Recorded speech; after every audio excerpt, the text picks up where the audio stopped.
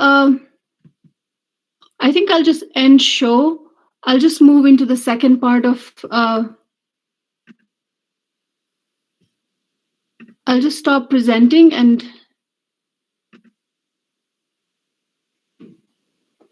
So now to kind of like move, so that's where I locate most of the work that I do in Kashmir. It's in decolonial feminisms. I feel like that's the most honest position that we can take when we think about women and gender justice. At this moment, I would ask if there is any pointed, focused question that anyone has regarding what I spoke about, or maybe anything else that is kind of a curiosity, or I don't see anyone, but I'm. Yes, Bisma, please go ahead. Hello, ma'am. Am I audible? Yes, you are. Yeah. You are. Great. So first of all, I think I hope we didn't disturb your time difference, and happy Ramadan to you. My question is regarding, if I'm not wrong, you mentioned Parveen Ahangar, and my question is, now that we see her fighting or making importance on the disappeared youth, even starting with her own son, so is it women are fighting gender lens or gender patriarchy on their own, even in 21st century? Can that be said? Oh, you mean like I think the women in Kashmir, like women everywhere, are fighting sort of patriarchy, not just Kashmir. And patriarchy is not, and I think that's something very important for us to understand, and that patriarchy is not just men. Patriarchy is a system, and everyone is an equal contributor to patriarchy. And now the other thing is that women are really oppressed because as a gender, they are usually in most societies, no society is egalitarian. So when we say patriarchy, there is a lot of internalized sexism as well. And I think that education needs to happen in people to understand that when we say, are women fighting patriarchy, what is it exactly that we are saying? We're also fighting other women who patriarchy kind of other women, because patriarchy is a system of domination. It's hegemonic domination. That's what it teaches. It teaches that there is a dominant hierarchical situation where there is a top who's going to be the leader and everyone is going to be a nation. So I just wanted to establish that, because I see when especially youth or people, men in South Asia, many men, I'm not saying, I'm not pinpointing any one society, but feminism is not seen as, is not looked upon as kindly. It's almost as if it came from the West, which is not really true. I think most non-Western societies have been in some form, they have had their own feminisms.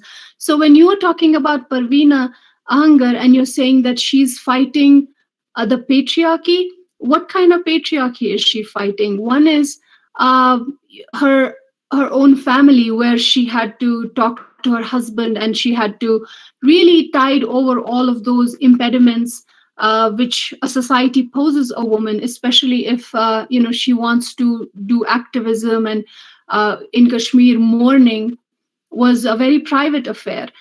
People mourned inside four walls of their home, especially women, because it was seen as very discreet. It was seen as something very intimate. But when, after 1989, when the armed struggle broke out and the Indian counterinsurgency programs and all kinds of operations that are being done, more than 10,000 disappearances have occurred till this point in time.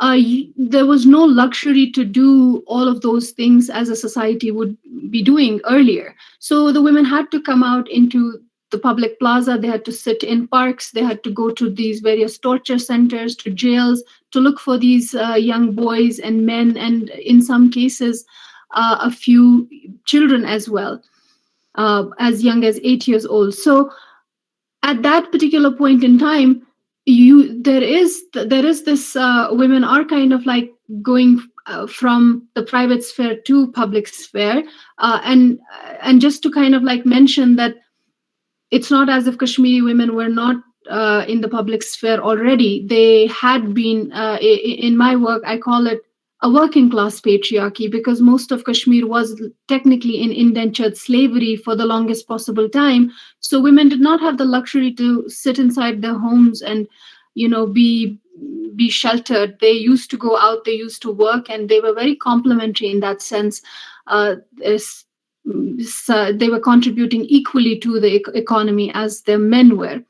So one is the social patriarchy, and that happens everywhere. But then you also see a militaristic, sort of like the military industrial patriarchy of the occupation as well, which has also feminized men in Kashmir, which has, quote unquote, for lack of a better word, emasculated the local patriarchy, or say the religious patriarchy. Right now, you see many Kashmiri men incarcerated. And when just thinking about the APDP, the Association of Parents of Disappeared Persons, thinking about that movement, you see it's the women who come out to protect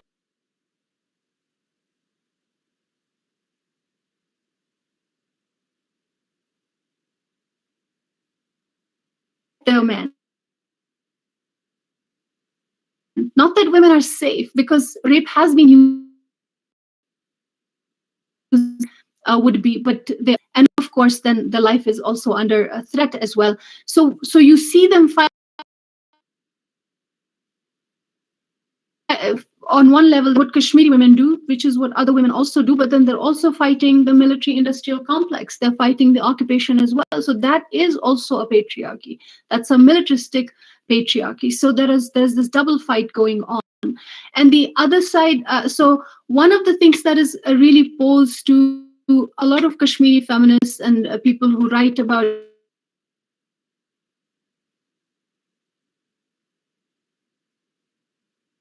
gender is then looking for the men. And in Western liberal thought, that's the antithesis of feminism, because they're looking for their patriarchal families, they're looking for their husbands, they're looking for their sons, they want their family back. And that's not what the liberal feminism usually used to idealize, because they see that family unit as a patriarchal setup, and that's not the ideal.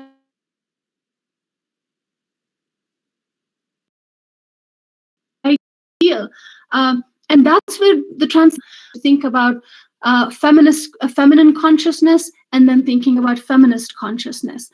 But again, the translation needs to happen through decolonial lenses, because you're not dealing with, I mean, what I'm urging you all to do is, you might be reading different canons that are Western canons, but I would say look for local authors, look for people who have written in local languages, Hindi, Urdu, all the languages that you're familiar with. Read short stories, try to find writers, try to find authors who have translated indigenous lives and who have written in all these obscure languages, maybe self-published. Use them, understand them, and that's kind of like where your lenses will come from, and that's where the solution is going to come from.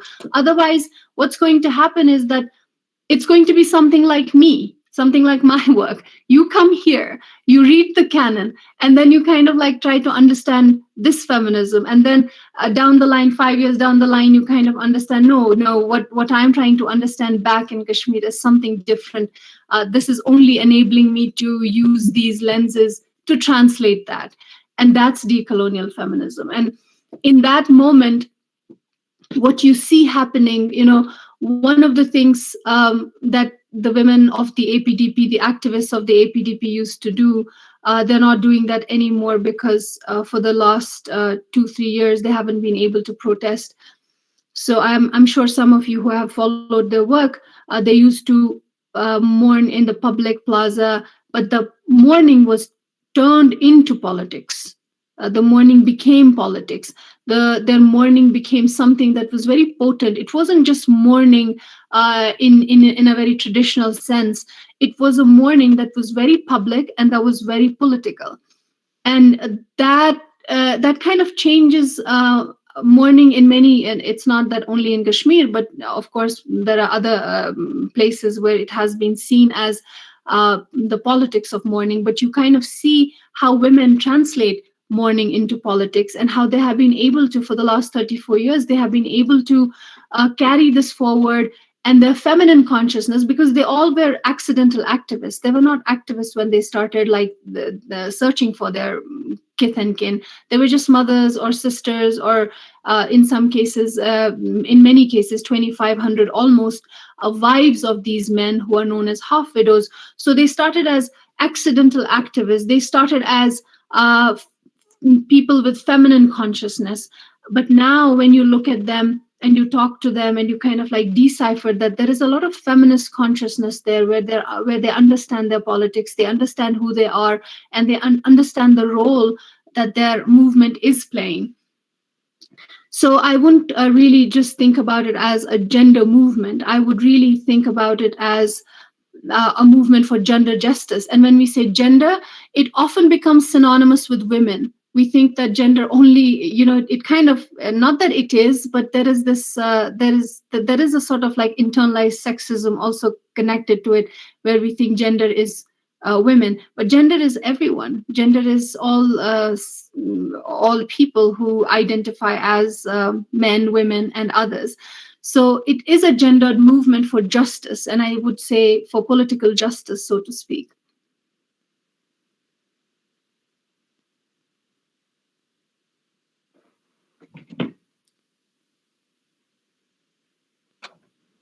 I don't know if that answers your question, Bisma, but... No, ma'am, it did. Thank you. Thank you so much.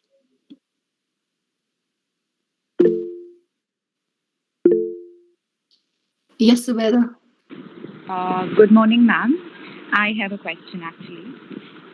The fact that you said that the idea of feminism is colonized and it's westernized, and what I sort of could infer from what you just said is that why sort of people in Kashmir, and for that matter even in India, run away from the idea of feminism is because it's westernized and perhaps even colonized. So how do we establish and build our own idea of feminism so that, even the stories of women are told, like as a Kashmiri, my story is told, and also people do not run away from that story and they're not turned off from my story. And yeah, that's precisely Which story? Like the story of women, or I didn't get you fully, sorry.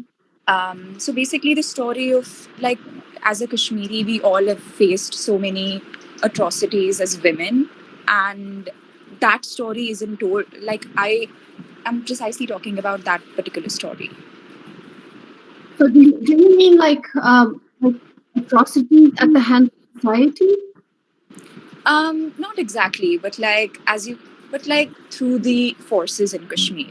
I'm precisely saying that.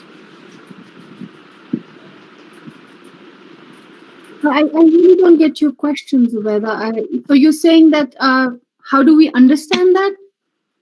How do we establish our idea of feminism so that on one hand our stories are also told and people do not run away from it, because people sort of do run away from from our stories in a sense that it's so westernized, because our entire idea of feminism is westernized. Well, here's the thing. I think we have to. That's where decolonial feminism comes in. You have to. I think we all have to really decolonize ourselves. And I'm not saying decolonize in just political terms. It's an intellectual. It's an emotional exercise that you do. Feminism is not something that West gave us. And I'm talking about the entire non-Western peoples. I think most of there were matriarchal societies that had not just the power of lineage, but they also had they had political power. Factor those societies in, and then and I often, like, when I talk to students, and especially there's a lot of resistance from a lot of men in thinking about, feminists and feminazis and all of that. I think we have to begin with the fact that, do you think feminism as a movement, like one is the term, the feminism, which is English, and it comes from the Eurocentric tradition, especially the way they described it early on and the different phases and all of that. But then looking at our own society, what are we dealing with in this moment? Where do we want women to go from A to B? And all of those milestones that have been laid for women is actually a modern phenomena. we all want to modernize on the level of education, and we factor all of that in, and that's kind of like that is what progression is, and that's where women want to go. They want to work shoulder to shoulder with men and other genders, and kind of factor all that different categories of modernity. So that's what most of the people, especially when we talk to a lot of South Asian men who don't really like feminism, they think that feminism is putting ideas into women's heads. It's teaching them insubordination. But the fact is, our societies have been different, and we can't really take the lenses from liberal feminism and kind of blanket impose them on our own society. So I think the conversation begins with asking people, and even in your own work as you're doing this, as to how has feminism, not just as the Eurocentric word, but just the women's empowerment, or even if you want to use women's agency, how has that existed in your society, especially looking at your foremothers? When you look at your grandmothers, all of us idolize our grandmothers. Are they non-feminist? I know, like, they might have some ideas that were really traditional, that were really contextual to the time that they existed in. But that's the story everywhere. That's the story here too. Look at some Italian grandmothers. They are almost like some grandmothers in Kashmir, or some grandmothers in some other parts of South Asia. So it's not a unique story in that sense. But where does understanding begin from? And I think understanding begins from the conversation, like, where do you place all of those women, and what is it that you don't want women to have? Don't you want them to have jobs? Don't you want to get educated? Because I think most of the men will not say no to that, because those are really regressive ideals, and I don't think there are a lot of men who would say no to that. So then what is the resistance that men have to the ideals of feminism? I think it's kind of the notion that it comes from the West, and it's Western through and through. So yes, liberal feminism and the ideals, and thinking about, and I know that we also want to smash the patriarchy, but I'm sure that we want to smash the patriarchy in a different way, in a different cultural way, maybe not the way it's been smashed here. And then to think about smashing patriarchy, has West really smashed patriarchy? Because unless and until capitalism is really alive and healthy, I don't think patriarchy can be smashed. Clothes might be different. There might be different rules and regulations around clothes, but look at the discussion that is happening right here in the US right now. Thinking about abortion ban, that's back. Thinking about all kinds of, gay bill here, and all of those things are back almost in the same vein that they were 40 years back. So if that kind of feminism had really been successful, it wouldn't have been this wouldn't have been the case. So how do you kind of begin the conversation so that your story is taken seriously? So as a Kashmiri, you have two problems. One is that you have to kind of like talk about your society and kind of like fight that on a social level, because patriarchy exists everywhere. But then how do you also tell the political story of Kashmir? Who is going to take that seriously? And who is the audience for that? Very recently, I don't know if some of you might have followed this news. Kanan Poshpora is one of the examples of the mass rape that happened in 1991. There are books written on it. There's research that's been done on it. There's documentaries on it. And not just Kashmiris have done that work. People who are non-Kashmiris and also Indians and South Asians who have worked on that.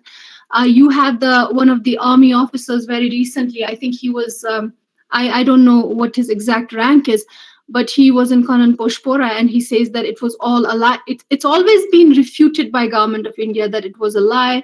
But then when you think about very recently, he completely changed the idiom, and he is saying that we got fooled by something at that time. I really didn't catch the whole nuance of what he was saying, but I heard him as he was delivering this short lecture, or maybe a media bite. And then also there was this news report where he had completely refuted that we were duped at that time, and then it was kind of portrayed that this had happened, and this has actually happened to Kashmiri women's bodies. They are talking about this. There are testimonies.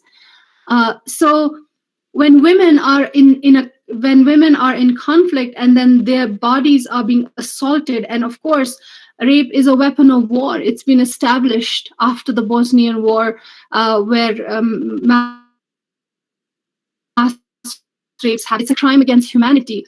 And Human Rights Watch has, in 1994 itself, written a report where rape was seen as a weapon of war used inside Kashmir. But then you also have to think that Kashmiri men have been raped as well. But the fact is that they will, just like other men in all other conflicts, men do not accept that they have been violated or sexually assaulted. They usually call it under the blanket term of torture. And then when you look at what exactly has happened to their bodies, it is a sexual assault. Usually what rape is seen as, even though the definition of rape has changed, rape was seen as something where the genitalia, the penetration of one genitalia, especially the male into female, was seen as rape. But then the international definition, the international law, the definition of rape changed to sexual assault, and it kind of like was a wide array of things that can happen to people's bodies, and it had nothing to do with gender or sex. It had to do with what kind of assault and what kind of weaponry or things were used to violate other person, and it could be a bottle that was full of kerosene that was inserted into someone's rectum, which is what has happened to a lot of Kashmiri men. But they won't call it a sexual assault. They won't call it rape because rape has a different connotation altogether, and they call it torture. So when we think about rape in these terms, we're not just thinking about women. We're also thinking about men. And in decolonial feminist praxis, feminists also care about men because their men are under siege. So that's when you see the APDP's the movement of APDP, the men are under siege. The men have been disappeared. They're out to fight for their men. They're out to looking for their men. So that kind of is a different take on how women from inside see their patriarchal structures. So there's this one woman who I talked to. I haven't written about this because it was slightly more complicated than what I wanted to say initially. She talked about her husband as a human right. Now, she said that my husband is my hug, and India has taken away my hug. He's my human right. Now, when you think about a husband in sort of like feminist theory, husband is like the very ideal of a patriarchal Muslim woman talks about her husband as a human right. Because that's what her religion kind of ordains, that, I'm sure you've heard, if some of your Kashmiri here, women often refer, especially traditional women or women who kind of like of the older generation, they refer to their husbands as haq, that my haq. So which means that something that is your right. And your right also means someone who has some duties towards you. So when you think about those idioms, when you think about those expressions, you really know that Western feminist praxis might not be complete in enabling happening inside your society, which is why I think we do need that decolonial turn, and we need to think through all of these. Like, we have so many writers inside Kashmir who have written about Kashmiri women, who have written about Kashmiri history, but who haven't really been read because we don't take our own people seriously. And that's also a colonial or post-colonial malaise. We have to really be speaking in, and even this lecture is happening in English. I mean, there's so much, everything. Like, I write poetry lamenting the loss of my language in English. I mean, these ironies, we're all living these ironies. And I think you are a young generation, you're still undergrads, you have a long way to go. And I think your generation is the one that really has to reflect on what kind of knowledge do you want to produce? Do you want to rehash the same knowledge that was imposed on us? Or is it going to be something that you're going to produce that you are going to give rest of the world. And in that, your positionality is very important. And if you see your feminist are you really have to kind of see the lens of post-colonial feminism, transnational feminism, and then also kind of come towards thinking about decolonial feminism. And if you think about decolonial feminism, then it forces you to think about Kashmir, it forces you to think about Assam, it forces you to think about indigenous peoples and what is happening inside India in this moment and wherever you are placed. It's a very political form of feminism. And I think it also, because women have made many strides, I'm not saying they are there yet. They don't have, in many places, they don't have seat at the table. But the fact is that we are at a point where we can think about this and we can have conversation with men, telling them that feminism is not anti-male. When you look at decolonial feminist praxis inside Kashmir, it's not anti-male. But what is anti-male is the liberal feminism and the iterations of liberal feminism that we have imposed on ourselves and on our knowledges. And I think people here, they're kind of like going away from that. And people there are kind of adhering to it. And that's really sad to see. And I see that all the time, that people who are kind of, who could be categorized as liberal feminists, they are opening their eyes to decolonial feminism. They are opening their eyes to understanding how there are local iterations of feminisms where women can kind of modernize themselves, and they can, and in many places, they carry their culture along, and then at some point the culture changes and they reach the next level. And they don't have to have these drastic departures. And I'm not saying that I'm not for the drastic departures or against the drastic departures. I'm just saying what I see. So it's not, we don't have to emulate everything, but at the same time, we don't have to kind of like adhere to one thing or the others. I think that's the beauty of academia. You can kind of like look at these things and then see what has been working for some people and what has not been working for some people. So I don't know, Zubaida, if I really answered your question. I don't think it can be answered, but I think the conversation really needs to start with just asking a simple question when you're facing resistance. One, to the people who are in the social situation, asking them that, what do you think about, like, does your society have no feminism? Is feminism really Western only? I think that's a fallacy that we have, that feminism, of course, the word feminism and the definition of feminism that is in that canon does come from the West. But I think we all come from some feminist tradition. And it's just that we are also comparing apples and oranges. We are comparing this modern state with something 100 years back, what our grandmothers did. That doesn't look like feminism to us, and it won't. And I think that's something that we need to take into consideration. It's really in this moment what's happening with us and our context that we can define what feminism might look like for your local people or regions or even culture. The second level is, how do your stories? How can your stories be taken seriously? And I think in that. That's really very tough. And I have faced that a lot because in my work, one of the questions either gets asked, or one of the impediments that I face over and over is when feminist solidarity is offered to Kashmir. And that solidarity kind of is offered to ameliorate the human rights violations occurring inside Kashmir. Especially, like, I'm not talking about this gathering, but I'm talking about other feminists who I've met in the course of my journey. And everything is fine till human rights violations are talked about.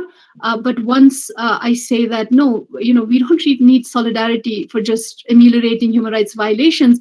We need solidarity for the political dispute, that it is a dispute. Kashmiris are saying something. That's why the human rights violations are occurring. They're not occurring in vacuum. So if they stop tomorrow, the political dispute doesn't stop. So that's where the solidarity ends. And I think that's where the story is also not believed. And that's why you have in every